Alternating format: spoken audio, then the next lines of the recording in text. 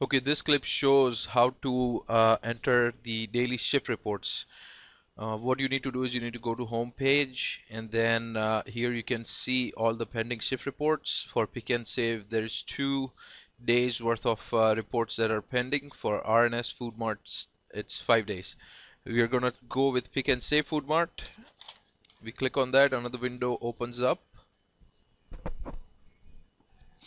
The paperwork that I have in my hand is for 1/9/2012. Even though the date here shows 1/8 and 1/7, this is the date that you need to look at to make sure what days paperwork that you're doing. It started on 1/7 and it ended on 1/8, so that is definitely for 1/8. This one started on 1/8 and ended on 1/9, so that's for 1/9. Basically, entering paperwork is very simple here. Once you click on the paperwork, you always need to start from the top and go down. Once you click on that particular paperwork, you go down. You don't need to worry about setting the date because this will reset to default every time you make any changes to the shift report. Okay, what we are going to do is you're going to go down here. The first thing you need to do is you need to, right here at the top, you need to make sure that you check all your voids, your no sales, and any refunds there is. Voids, I don't have to check any because there aren't any. But if there is voids, then what I will do is I will add up all the receipts, all the subtotal on the receipts, and see if it's matching here. If it is not, if there is any receipts missing, then you need to go to Gmail or Google.com and log in and write it in the store news spreadsheet. I've already opened it here, so it's fast, but you need to make sure that you have it open when you're entering the paperwork. Then I would come up here, I would write today's date, I would write the store number. What I can do is I can just copy because it's color coded each store, and then I can write over here that one void ticket is missing. The date of incident is the date of the report, which is 1/8 per se. The employee, let's say if you know who the employee was, Chris for instance, and then who wrote this note, that would be me, JP, and then whoever checks the issue later on, maybe Mama or anybody else. Okay, so you save this file, well, I guess Control S, Control S. Then we go back to Pick and Save. Here, the next thing after checking the voids and the no sales we need to do is go down here and check the gas.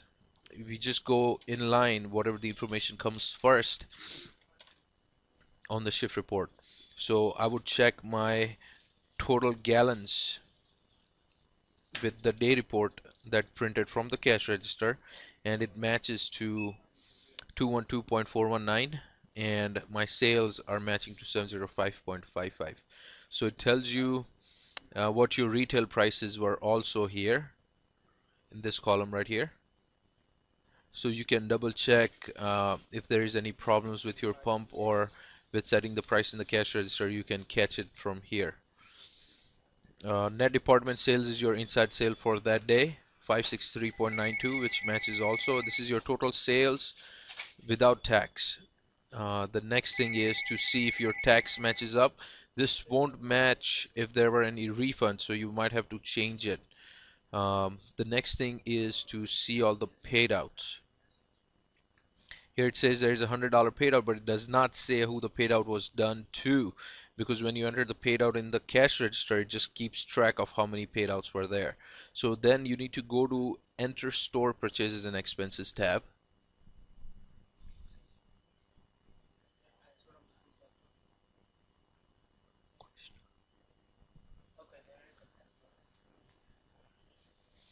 Okay, and here there are 2 tabs, Expenses and Merchandise.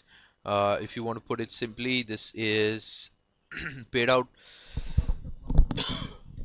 This is paid out for resale, and expenses is paid out not for resale.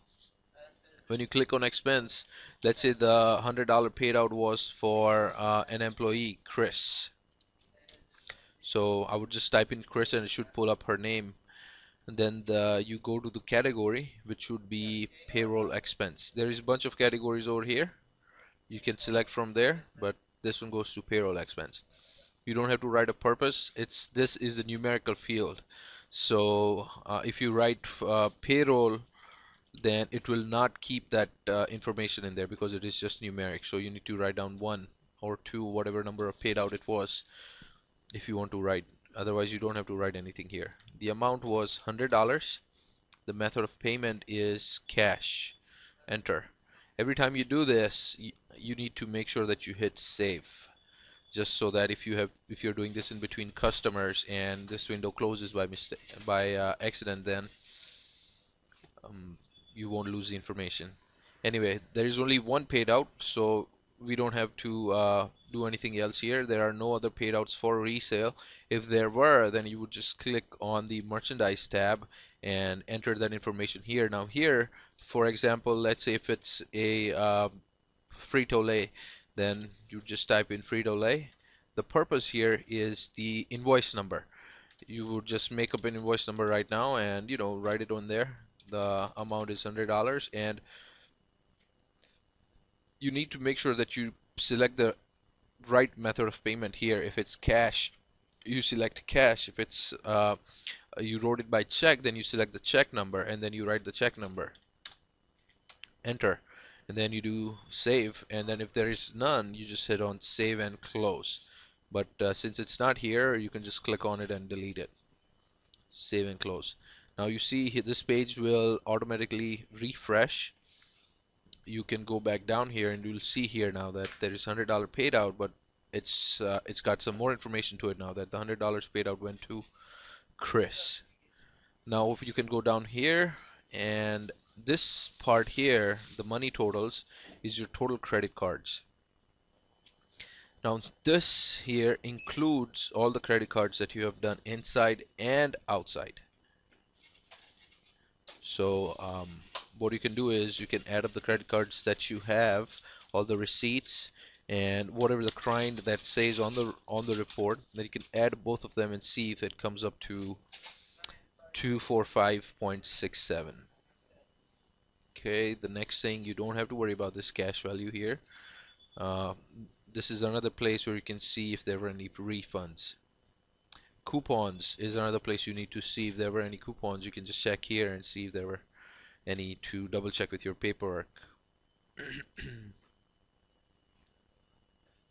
You can edit this information later on, not here, but when you go to reconcile the cash. Food stamps for the Atmore store, you can check your food stamps here. ATM, I don't know how this one works right now. The house accounts is where any of us do any gas or any snacks or etc. Right now there isn't any, so we don't have to enter, but I'll just show you how it works. It works similarly to the store purchases and expenses tab. You just click on it, and there's only one tab here, and there's all these people that are allowed a house account right now. So I would say Jigger here again. It's a numeric field, so you won't be able to write that gas for Camry or gas for Prius, etc. You won't be able to do that. Instead, you'll just have to write an invoice number, let's say 1 um, or 2 or anything like that. $50, enter, save and close. That's how it works. Okay, the next thing here, the overshort is what you need to look at. The overshort is supposed to be 0, 0, but 1 penny here and there, it's not that big of a difference. But if you see $5, $10 here, that means there is a difference. You need to go back and see what all information is missing. Then you go back down here. Here again, it shows you how many voids you had. You can check it here if you didn't get a chance to check up there. No sales, how many total transactions, how many safe drops were there, and how many error corrections were done. Now this area here shows you all the department sales that happened during the shift. Um, these these departments here show you also how many items were scanned or rung up manually in here. Right now it's showing 87.9% of scan rate because of these 2 plus 1, 3, and 4, and the 4 items here. Because of that, the 87.9% scanning rate is there. Anyways, you can check here, and if there was usually it writes over here how many items were not scanned. So, you can look and check the box that we usually give the cashiers to put the items that did not scan in there and see if those items needed to be entered. How to enter an item or how to edit an item is going to be in a different clip. But for now, um, this area here, let's say if you had an overring where if you rung up a ticket and instead of hitting credit you hit cash, so it will come in here and then you rank up the same ticket and rank it as with a credit card. Now, instead of if you forgot to do a refund on that ticket that you hit cash on, then you can come over here and edit the department sales numbers.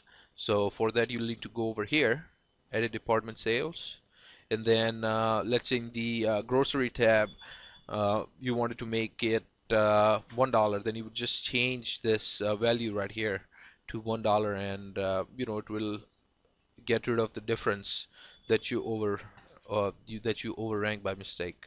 And then make sure after changing all those departments you click on save and close. Uh, if on that ticket there were more than a few items and they were all different department led. For example, let's say there was a beer on there, there was a three-piece chicken, there was pack of cigarette and an ice bag and maybe a candy, king size candy. Then if the king size candy was for $1.89, then you would take this value 378 and subtract $1.89 from there, and you'll write that value over here and hit enter. Then the beer, let's say if it was a 9.99 12 pack, then you would take 95.10 and subtract 9.99 from there. Whatever value comes up, you will write that over there and hit enter. Hitting enter is very important. So you can change all the department like that and hit save and close. That will take you back to this page. It will reload it automatically. So now scrolling back down here. So that's the job of your department sales here. The next thing is, let's say if you had an item that you remembered um, to do a refund on, then you can click on itemized refund and punch in the UPC of that item, how many it was, and it should automatically pull up the retail. But if it does not, then you can put that retail in there and hit enter, save and close again. So instead of, if you don't know what department it goes in, and if you know what the item it is, then you can bring the item and put that in itemized refunds. The next thing is your buy downs report for that day. Your buy down report is right here. For Philip Morris, you sold 3 packs of Marlboro, so you're supposed to get 60 cents per pack. Um, Back from RJ Reynolds, you sold 2 packs of Camels and you were supposed to get 50 cents a pack, so $1. Anyways, it keeps track of all the buy downs you're supposed to get, or any discounts for like 2 for 2 Pepsi or 2 for 4 Red Bull, 2 for 1 candy. You can click on it and see how much discount it gave for buying two. So it keeps track of that also. A lottery, we don't have lottery, so don't have to worry about it. Anyway, so at the end, you're ready to accept the shift, but before you can do that, you need to go all the way up and change the day here to 8. And make sure that if it does not change shift number to 1, you change it manually to 1. Then you can go back down and hit accept. Now we are not done yet. We need to go ahead and reconcile the cache. Uh, I'll show you how to do that. Let's wait for it to accept this data first.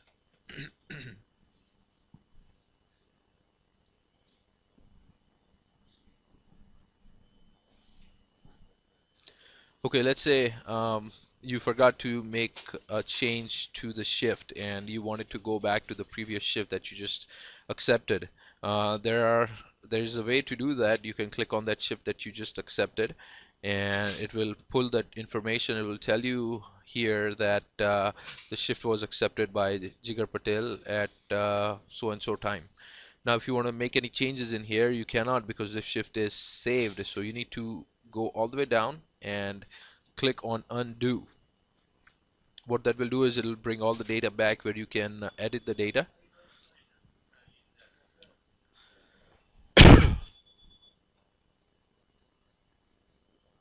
wait for it to pull it up.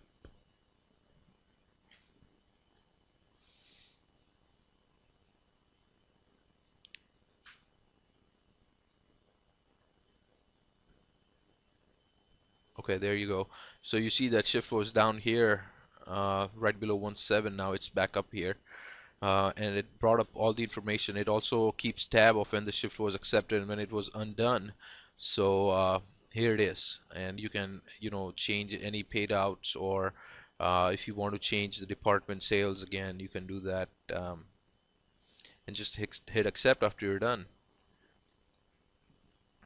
Again, make sure that the date is correct because if you didn't change the date and if it kept to previous day's date, what it will do is it will make two shifts for that day, shift number one and shift number two, and you'll still be missing the shift for 1/8. So just make sure that this is changed.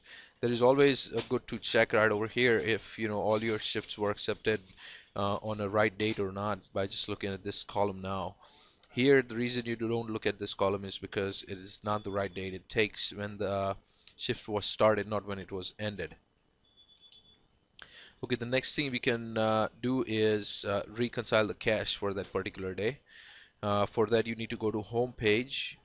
From there, you need to go to the data entry tab. We were doing this for pick and save. So you go to pick and save Food Mart. Here it says already that there's a cache reconciliation tab. So you click on that. Then you need to go to cache register. Now there are several things you need to do over here. First, you need to go to that particular day, which is the 8th. You see here it brought up all the information compared to the 9th where the paperwork is still pending, so there is no information here for you to look at. Now, number 8 here, it tells you all the total credit cards. Now, it is always good to check this number right here and also this number. So I always start from the top and I go down and I check my total sales, my credit cards, and the cash that I had for that particular day.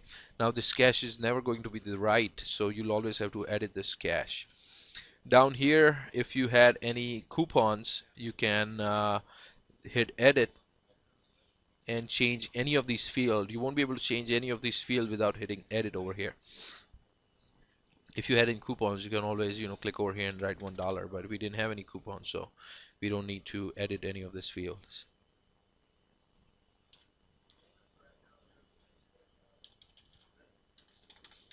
Okay.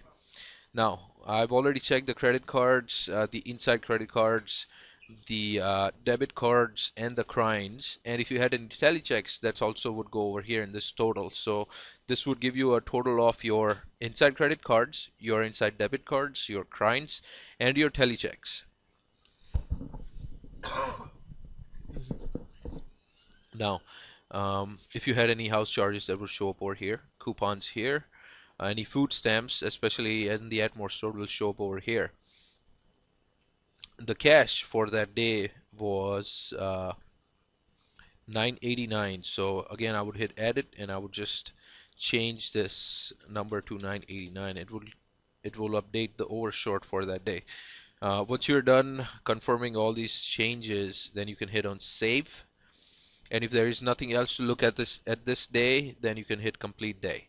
So what that will do is it will complete that day. So the next step is to go back to home page and go to pending invoices and enter any pending invoices you had. But since we did not have any paid outs for resale, so we don't have any pending invoices right now. Only EDIs are left over here, which can be accepted after we are done entering the paperwork. So that's it for that day's paperwork. More in next clip.